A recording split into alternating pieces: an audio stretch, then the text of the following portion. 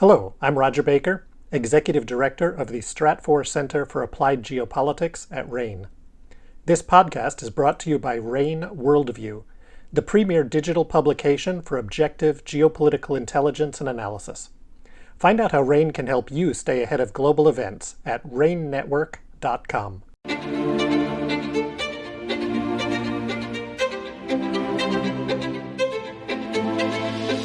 Welcome to RANE's Essential Geopolitics Podcast. I'm Ryan Bohl, in for Emily Donahue this week. Here with me today is Matt Orr, our Eurasia analyst, and he's got plenty to talk about. Thanks for joining me, Matt. Hey Ryan, it's a pleasure to be here. So obviously, one of the big movers and shakers over the weekend was a major Ukrainian offensive in the Kharkiv Oblast, and the Russians seem to have suffered a significant defeat. So let's talk through this latest offensive. Why was it successful? How is it related to the talk of the other offensive that up until now we were keeping our eye on in Kherson in the south? Yeah, I'll start with the latter part of that question. The Ukrainians had obviously widely telegraphed their intention to conduct an offensive in the south well before anything started developing in Kharkiv. And those original movements towards an offensive in the south actually prompted Russia to reposition a lot of its forces, including a lot of its best forces that are still well equipped, to the south near the city of Kherson. And a lot of those forces actually came directly from Izium, which was essentially the Izium area, which had been a major point earlier in the war, back in May and June, basically an area that Russia wanted to seize to threaten the Donbas region from the north with some kind of major encirclement. And Russia actually pulled troops out of that region to go to Kherson. And I think that gave the Ukrainians an opportunity that they saw. And so they probably knew they also wanted to do another offensive on another part of the front, but I think that helped make the choice of where to strike fairly clear. And basically, yeah, the Ukrainians broke through the Russian lines just south of the city of Kharkiv and quickly moved to the Oskil River. And from there, they were able to threaten the Russian forces around Izium with encirclement. And essentially, that maneuver and then a simultaneous thrust northward towards the city of Kupiansk basically made the Russian positions in the entire area near Kharkiv undefensible.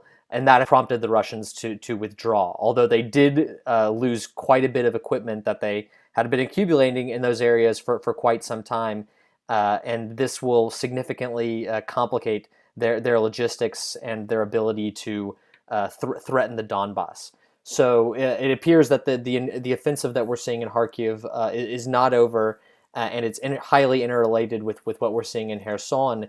And overall, it's severely reduced the threat to the Ukrainian forces in the Donbas, makes their front lines there much shorter, makes it much easier for Ukraine to actually potentially project back into the Luhansk region of Ukraine, which was the only region of Ukraine that Russian forces had actually managed to capture in its entirety. So all of that combines to make this a pretty significant victory for Ukrainian forces.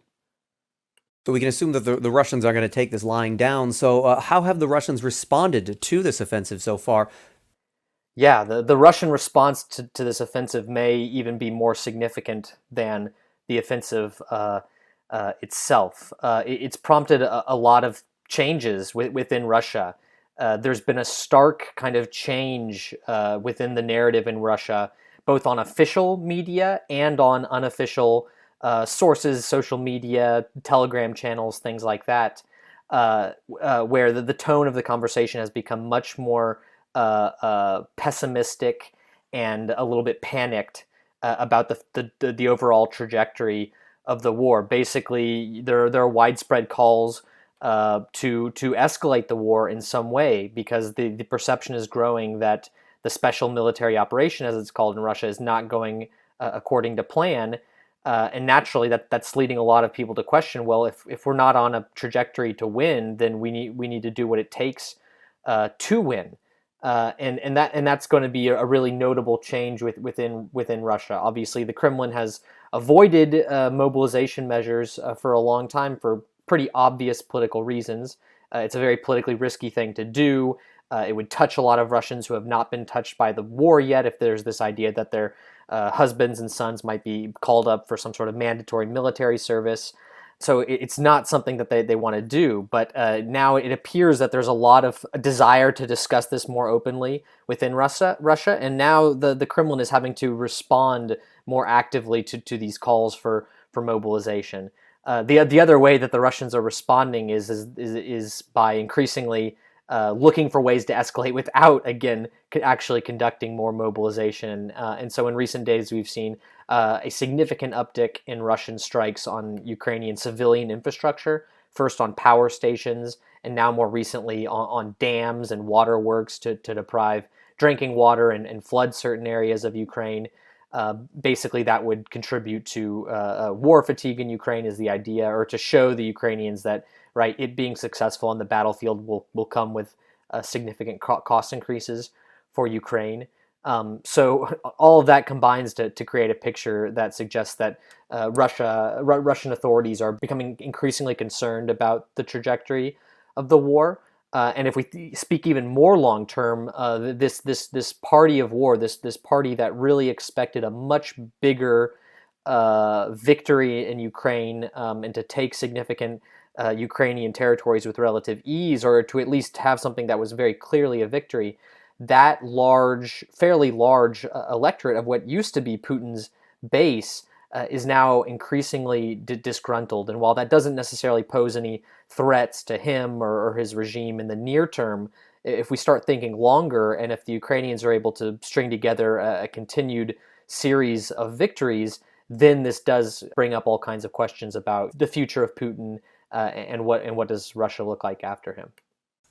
So then how does this Russian defeat affect the West and Ukraine's strategy in the coming months? We were seeing some signs of some fatigue in the West of supporting Ukraine, or at the very least of supporting sanctions.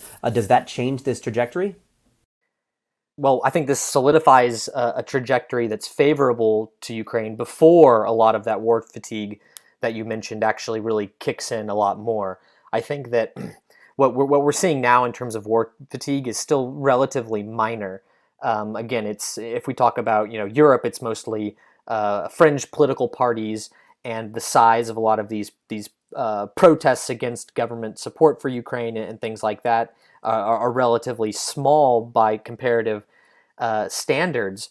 But now this Ukrainian offensive has actually energized a lot of the European public and a lot of the ruling political powers in European states and institutions to show them that their military and financial support for Ukraine actually does have a concrete effect in turning the tide of war in Ukraine's favor.